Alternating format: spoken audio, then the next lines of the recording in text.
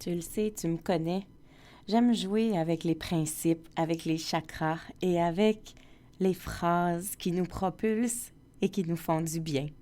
Alors, dans ce début de saison 2, j'ai eu envie de te partager 8 principes pour expanser la joie.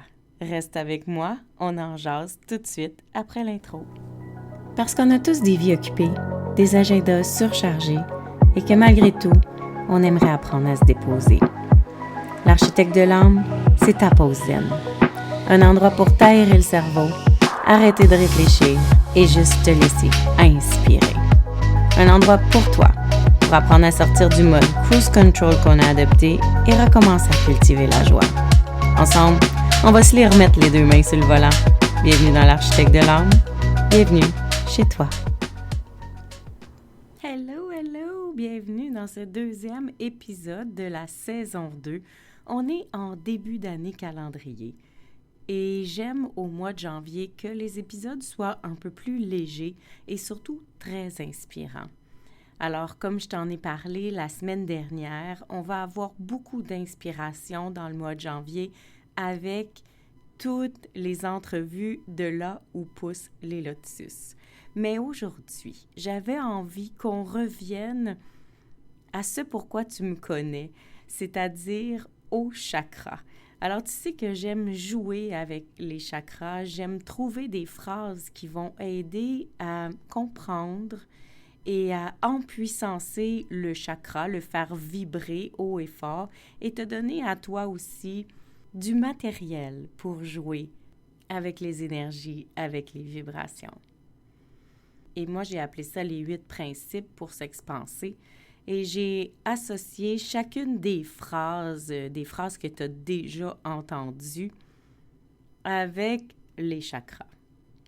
Alors, cette semaine, rien de sérieux.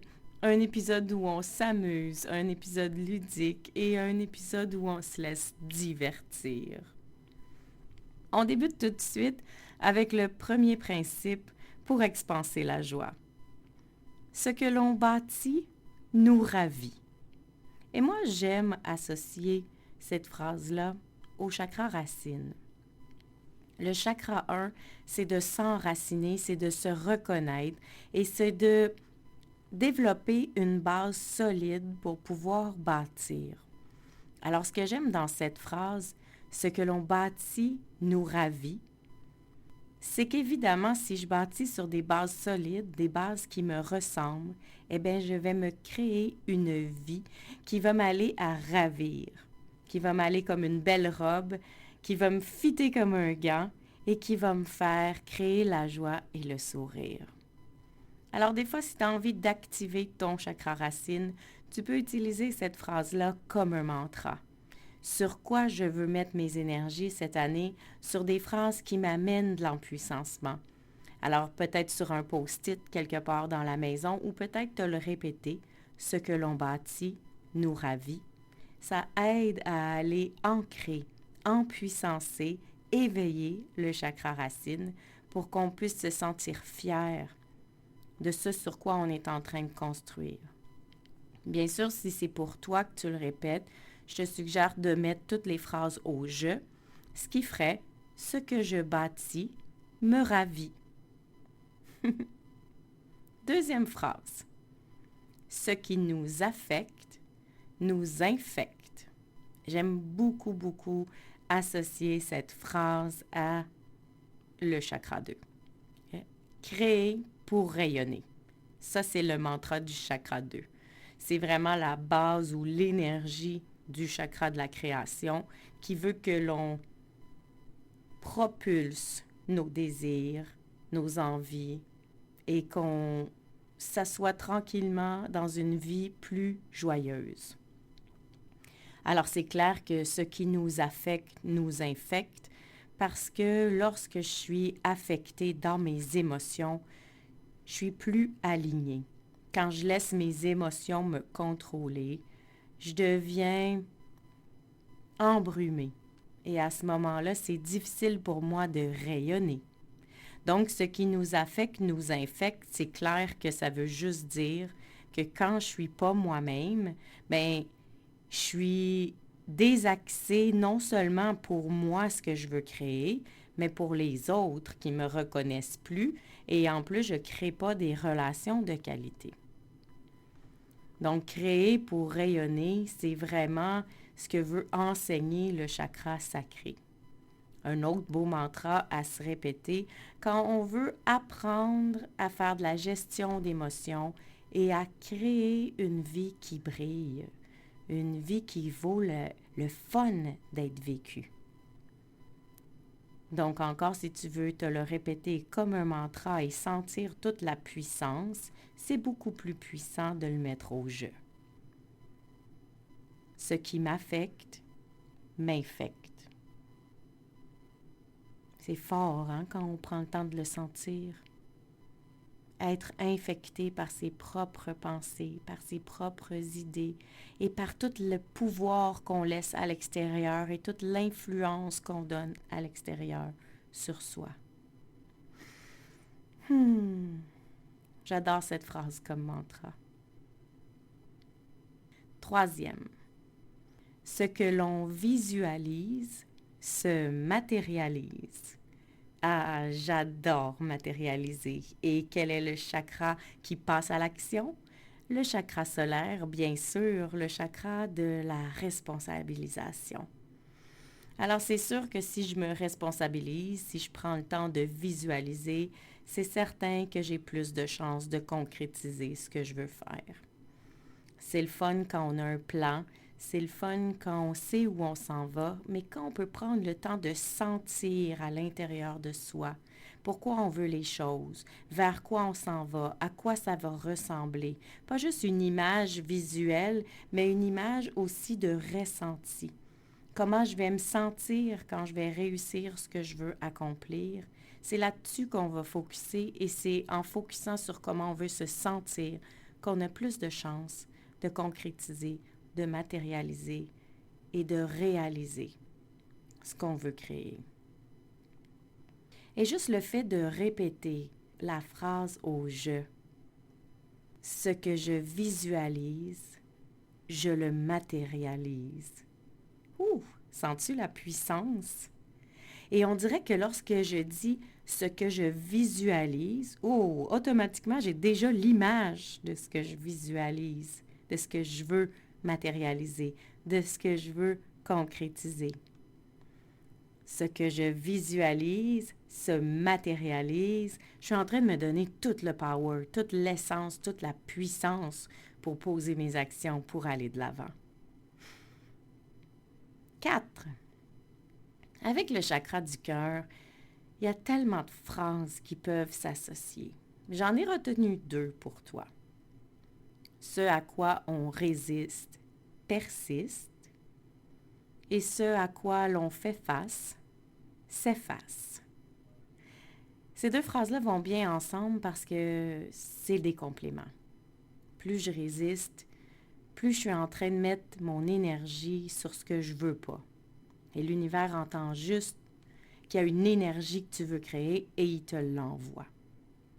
Plus tu résistes, plus l'univers entend, j'ai l'impression que c'est ça que tu veux, alors je vais te l'envoyer. L'univers entend juste les pensées sur lesquelles on focus. Il ne sait pas si c'est bien ou c'est mal pour nous, parce que nous, on a le pouvoir de créer et de demander. Alors ce à quoi je résiste persiste. Ça vient faire comme un grand punch à l'intérieur pour dire « OK, il serait peut-être temps que je lâche le morceau, que j'arrête de mordre, que j'apprenne à lâcher prise. » Parce que quand on répète « ce à quoi je résiste » persiste comme un mantra, avec beaucoup, beaucoup de puissance et de conscience qu'on est en train finalement de se bloquer nous-mêmes, d'être notre grand saboteur, on dirait que, ouf, tout à coup, cette phrase-là devient un miroir de vérité. Et on a moins envie de résister. On a plus envie d'accepter que c'est une situation et qu'on n'a pas toujours le contrôle sur les situations. Alors, une fois qu'on s'est répété le mantra « ce à quoi je résiste persiste », on peut poursuivre l'aventure avec ce à quoi je fais face s'efface. Parce que accepter, c'est un peu faire face. C'est-à-dire qu'on accepte les faits, on accepte notre place dans l'histoire, dans le fait, dans la situation, et on sait qu'on a de la puissance et du pouvoir et du contrôle que sur nos réactions. Alors c'est plus facile de relâcher tout ce qui n'est pas en notre pouvoir, tout ce qui est réaction de l'autre, tout ce qui est attente de l'autre. Et ça nous permet de laisser s'effacer l'histoire à laquelle on s'accroche pour pouvoir se concentrer sur ce qui est important, l'acceptation du cœur, et avancer un pas à la fois, tranquillement.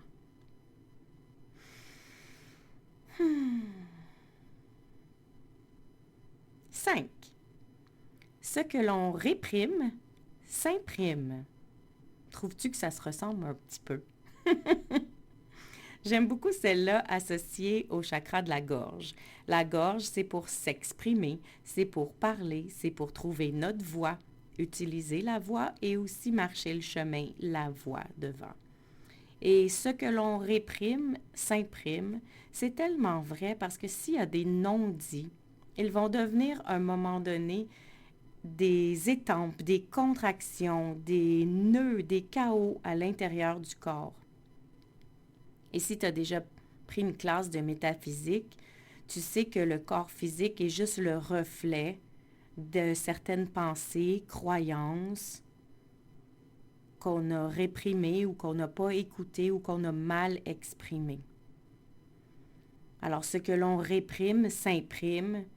C'est une des belles façons de prendre conscience que c'est pas juste d'exprimer nos émotions pour le dire, parce que ça, c'est gros de dire les choses, c'est apprendre à communiquer, mais c'est aussi apprendre à nommer les choses. Avant d'apprendre à communiquer, on peut apprendre à nommer les choses pour libérer le corps physique de tout ce qu'on garde à l'intérieur.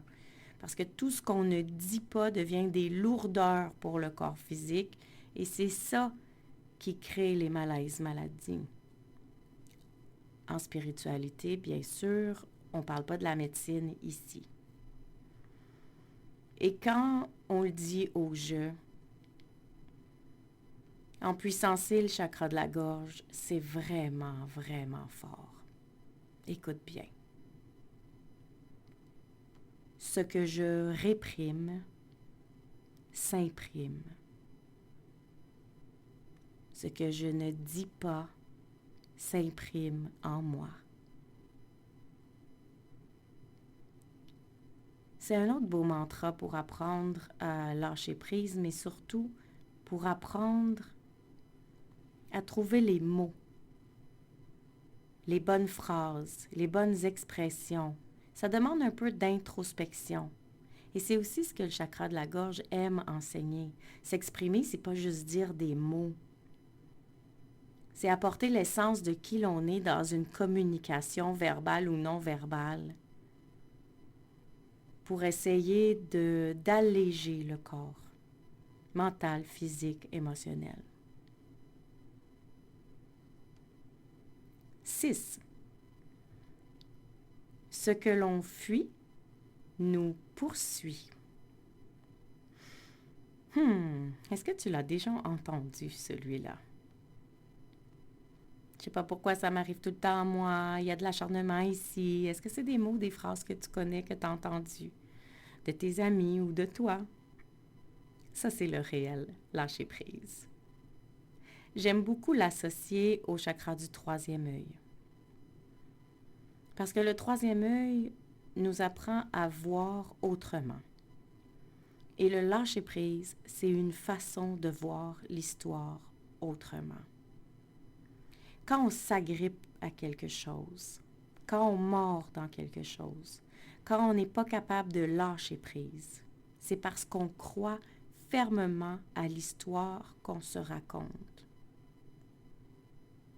Et apprendre à lâcher prise, ça veut dire sortir de l'histoire, voir autrement, prendre de la perspective, de la hauteur, du recul. Pour être capable de voir les autres versions possibles de cette histoire-là. Et moins tu vas vouloir regarder toutes les possibilités, tous les angles d'une histoire, plus tu vas t'en tenir mordicus, fermement, à ce que tu crois toi, ben plus tu vas laisser une traînée en arrière pour que les croyances limitantes, les peurs et les stress connaissent ton chemin, savent te suivre et te rattrapent. Alors c'est comme ça que j'interprète ce que l'on fuit nous poursuit. Parce que si l'on règle pas ce qu'on veut régler, si on continue à agripper, mordre, ne pas lâcher prise, et qu'on fait juste changer de décor, bien on a laissé une trace derrière nous. Comme si on avait parsemé le chemin de roche pour dire à tous les chaos, toutes les tempêtes, c'est par là je m'en vais, suivez les roches pour venir me rattraper. Ce que l'on fuit nous poursuit parce qu'on n'y a pas fait face, parce qu'on n'a pas lâché prise, parce qu'on croit à l'histoire, parce qu'on a fermé notre troisième œil pour ne pas voir toutes les réalités et surtout celles qui nous conviennent. Ce qui nous amène directement au chakra 7. Seul, on va vite. Ensemble, on va plus loin. S'unifier pour mieux briller. S'unifier pour mieux briller parce que quand on arrive en haut du troisième œil, quand on arrive dans la spiritualité, dans la couronne, on veut réaliser qu'on est unique, mais aussi on fait partie d'un tout. Et l'union au tout, elle est très importante. Pas pour qu'on ne se sente pas seul, au contraire, pour sentir toute la puissance qui nous habite. Juste le fait de penser au collectif. Juste le fait de penser à tout ce qui est disponible autour de nous comme ressources, comme possibilités. S'unifier à tout le vivant, s'unifier pour aller par en avant. Ça ne veut pas dire nécessairement de s'associer, ça veut juste dire de prendre conscience que seul, on peut courir très très vite, mais que quand on va être essoufflé, ça va s'arrêter. Ensemble, on va pouvoir aller plus loin, parce que quand tu vas être essoufflé, tu vas avoir d'autres gens pour t'associer, te reposer ou passer le flambeau. Et si c'est quelque chose qui est difficile pour toi, c'est un beau mantra à se répéter. Seul, je vais vite. Ensemble, je vais plus loin. Et j'aime en rajouter un autre. Bien sûr, il y a 7 chakras principaux, mais je t'ai parlé de 8 principes pour expanser la joie. J'appelle ça l'âme de licorne. Contribuer. Et c'est associé à la phrase suivante. Ce qui émane de nous revient à tout coup. Je trouve que contribuer, ça rend heureux. Et j'aime beaucoup me faire des mantras par rapport à la contribution. Qu'est-ce que je peux apporter à ma vie? Qu'est-ce que je peux apporter aux vies des gens que je connais, aux vies des gens que je connais pas? Et comment je peux juste contribuer à l'amour, à la paix et à l'alignement sur Terre? Et quand j'ai juste envie de me connecter à toutes ces âmes qui ont besoin d'un petit peu de légèreté, je me répète ce mantra-là. Ce qui émane de moi me reviendra à tout coup. C'est pas pour donner dans le but de recevoir. C'est plus pour dire plus je vais semer et plus je vais récolter. Et la nuance ici, c'est vraiment de dire, on est habitué de dire donner pour recevoir dans le sens d'une attente. Je te donne quelque chose, je m'attends à ce que tu me redonnes en retour un jour. Un IOU en anglais. On se doit quelque chose. Quand je veux dire ce qui émane de nous nous revient à tout coup et que j'utilise la métaphore de la semence, c'est pour voir que plus je m'habitue à semer, à donner, à lancer des petites graines de bonheur à tout vent, bien plus j'ai des chances que si quelqu'un d'autre fait comme moi, bien je vais peut-être en recevoir. Le vent va peut-être pousser des bonheurs, des joies et des choses fabuleuses sur mon chemin que je n'aurais pas pensé matérialiser. Plus je vais être connectée aux autres dans un esprit de contribution, plus je vais recevoir une belle contribution de l'univers, de la vie et de mes énergies. Parce qu'on se garde dans une vibration, un taux vibratoire haut quand on donne. Parce que ça fait du bien de collaborer. Et ce qui est intéressant ici, ce qui émane de nous revient à tout coup, c'est qu'on n'est pas en train de dire que tu dois donner physiquement des cadeaux, du linge ou de l'argent. On dit juste, si tu vibres le bonheur, tu vas récolter dans ton entourage des gens qui vibrent le bonheur. Si tu brilles de joie, tu vas inspirer les gens autour de toi à briller aussi et à faire des sourires à leur tour. Alors, on n'est pas en train de parler de biens matériels. On n'est pas en train de parler non plus d'actions concrètes. Rien à voir avec le avoir et le faire.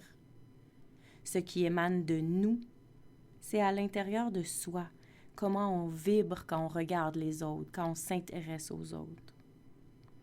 Et c'est ça qui va nous revenir à tout coup. Comment as-tu trouvé mes 8 principes pour s'expanser?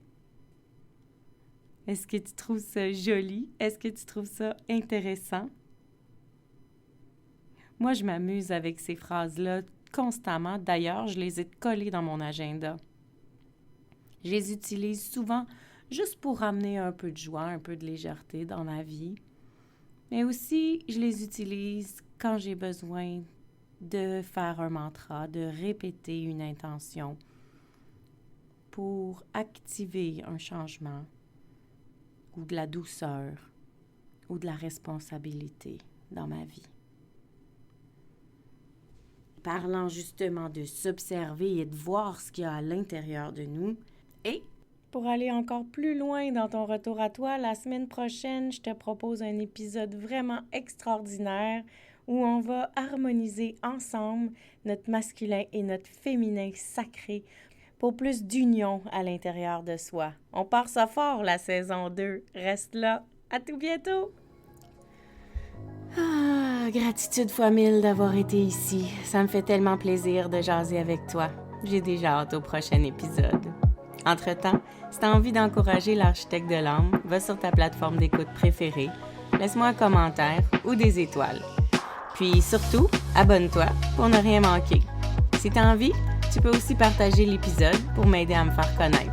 Place-le dans ta story en me disant ce qui t'a le plus touché aujourd'hui. N'oublie pas de me taguer melcy.soul.architect pour que je puisse aller liker et te répondre. Parce qu'à chaque écoute, tu reprends tranquillement ton volant vers la grande liberté. Cette liberté d'être, cette liberté de conscience, cette liberté de joie. Alors, si tu as juste une pépite à retenir aujourd'hui, ben c'est mon secret du bonheur, mon outil de gestion pour tous les soucis, ma phrase préférée. Écoute ton feeling. À tout bientôt. Love, Mel.